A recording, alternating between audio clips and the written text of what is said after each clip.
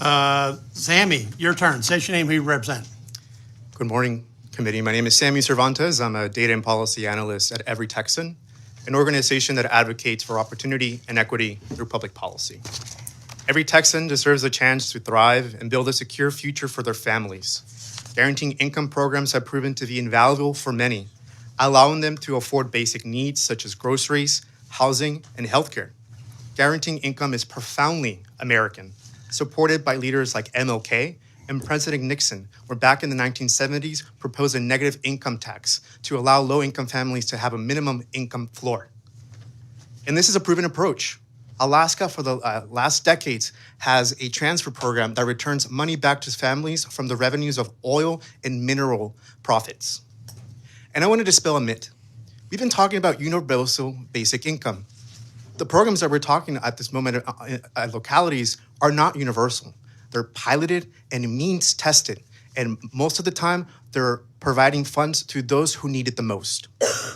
Harris County's pilot program joins over 150 initiatives nationwide, including those in Austin, San Antonio, many of which leverage federal funding from the American Rescue Plan Act. These funds must be used to promote the local economy or they will be lost.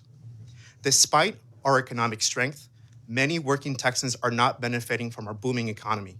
Nearly 2 in 5, yes, that is 2 in 5 people in this committee room, Texans struggle to meet their basic needs, with Black, Latino, and rural communities facing the greatest challenges. That is 4.6 million Texans. That is too many people. Stagnant wages, underpaid jobs, and an unfair tax system that taxes low-income people more worsen these issues, leaving many families unable to save for emergencies. Despite the progress we've made in our poverty rate, down to 14%, we continue to have one of the highest poverty rates in the nation, 10th, despite our economy being the second largest in the nation and larger than some economies in the world. That is just unacceptable. Guaranteeing incomes provides immediate support during uncertain times and affords long-term stability to families. Localities have a deep understanding of their community needs and are best positioned to allocate resources effectively. Evidence shows that direct cash transfers are spent prudently on necessities, and over time, participants can use this to support, to build towards long-term goals. Recipients have used guaranteeing income to invest in education and secure better transportation, advancing their career. It also improved access to food and medical care, enabling them to better care for one another and manage their budgets amid rising living costs. Additionally, participants experience greater housing stability with fewer late rent payments and reduced eviction rates. This is a pro-family policy. It is an opportunity to invest in our future. Letting these funds go unused will be a missed chance for meaningful change. Thank you for your time and consideration. And thanks for your testimony, Sammy. I'm glad you could come in. Thank you. Interest of time, I'll just have one question. Are any of the programs that you've mentioned, or I think you've got some extensive list here, are they based upon a no strings attached lottery selection of the participant? Yes. Okay, which ones? The city of Rochester. City of Rochester, New York? Yes. Okay. And look, we must look at this as a problem that localities are trying to solve. I wish they had more money, Senator. Maybe some of that untapped ARPA money that we have could be used to be given to these localities. And they're doing the best to meet the demand of economic precarity. I wish that they had more money and they're doing it in a targeted way. You should look at guaranteeing income as a tax rebate. They're returning money that folks have already spent, and our federal system and our tax system asks 3 times from low-income families to pay in taxes. So we've talked a lot about money, but I want to talk about people. You should think about the single mother that is struggling to provide for their daughter, and guaranteeing incomes allows them to have quote-unquote leisure, which I think leisure is time to appropriate more time to stuff that you need to do to help your family. And most of these individuals are looking for better jobs. And those 2 hours that OpenAI is talking, that's shorter than the Titanic movie. You know, that's 2 hours of rest. Everyone deserves the opportunity to rest and allocate time to forward their long-term goals. Sam, I appreciate your response. I'm going to let other people, because we could go into a long philosophical debate, but we don't have time for that, at least from my perspective today.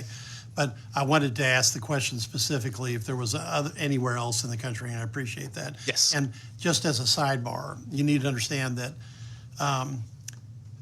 we know that we have many homeowners and many homesteads that are living paycheck to paycheck.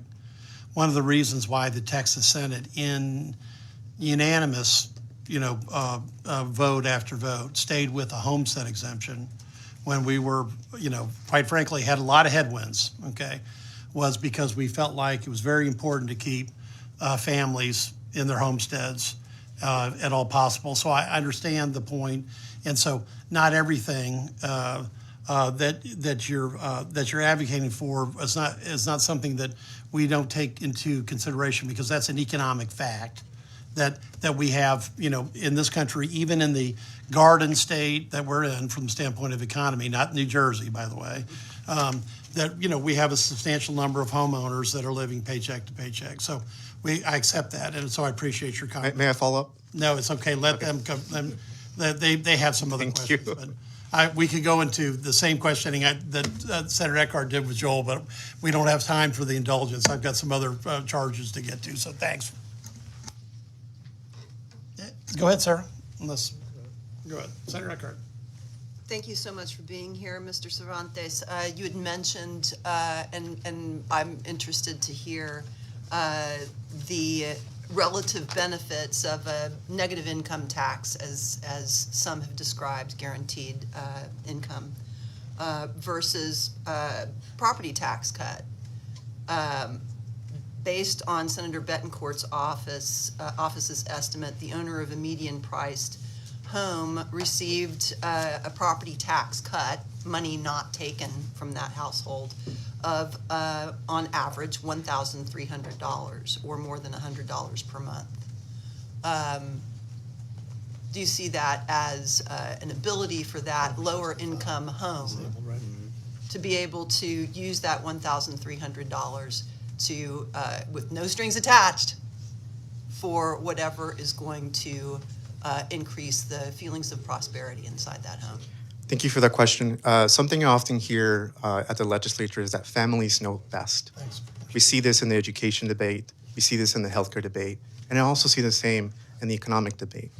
Providing families with unrestricted cash removes the red tape of government. It provides for a more efficient way of allocating money to what families truly need. And research after research has shown that this has positive effects, and it's spent prudently, especially with the rising cost of living. I know this legislature is really worried about housing costs, and I see that debate coming up. And this is an efficient strategy to make sure that families are kept in their homes, that they're not evicted. And this has generational effects on their children. And I go back to the true stories, the stories of the mothers, of parents that are working really, really hard. And I've shown you the statistics. Despite working 40 hours, it does not make ends meet.